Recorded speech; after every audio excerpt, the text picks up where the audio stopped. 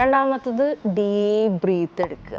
Like നമുക്ക് ആ സമയത്ത് നമ്മുടെ ഒരു ബോഡി മൈൻഡ് നമ്മളോട് കമ്മ്യൂണിക്കേറ്റ് ചെയ്യണത് you are in a problem, അല്ലെങ്കിൽ something is going to attack you. ഒരു ഫിയർ മോഡിലേക്ക് നമ്മൾ മാറുകയാണ്.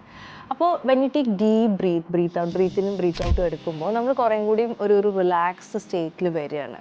പിന്നെ കുറച്ചും കൂടി നമ്മളെ തന്നെ നമ്മൾ കാമാക്കി ചിന്തിക്കാൻ തുടങ്ങുമ്പോൾ നമുക്ക് ആ ഒരു മൊമെൻറ്റിനെ കവർ ചെയ്യാൻ പറ്റും. ബേസിക്കലി നമ്മൾ ഇൻറ്റേർണലി നമ്മൾ എന്താ പറയുക, മെൻ്റലി സ്ട്രോങ് ആവാനുള്ള എക്സസൈസസ് കണ്ടിന്യൂസ് ആയിട്ട് പ്രാക്ടീസ് ചെയ്യുക എന്നുള്ളതാണ്.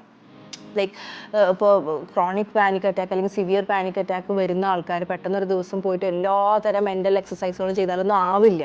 ഇറ്റ്സ് ലൈക്ക് നമ്മളൊരു ഒബേസ് ആയിട്ടുള്ള ആൾ ജിമ്മിൽ പോയി ഒരു ദിവസം രാവിലെ തൊട്ട് രാത്രി വരെ പ്രാക്ടീസ് ചെയ്തതുകൊണ്ട് nothing is going to change.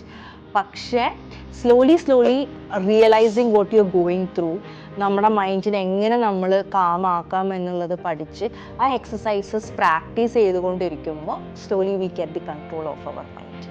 അത് ടോട്ടലി അതിൽ നിന്ന് റിക്കവർ ആവാൻ പറ്റുന്നത് തന്നെയാണ്.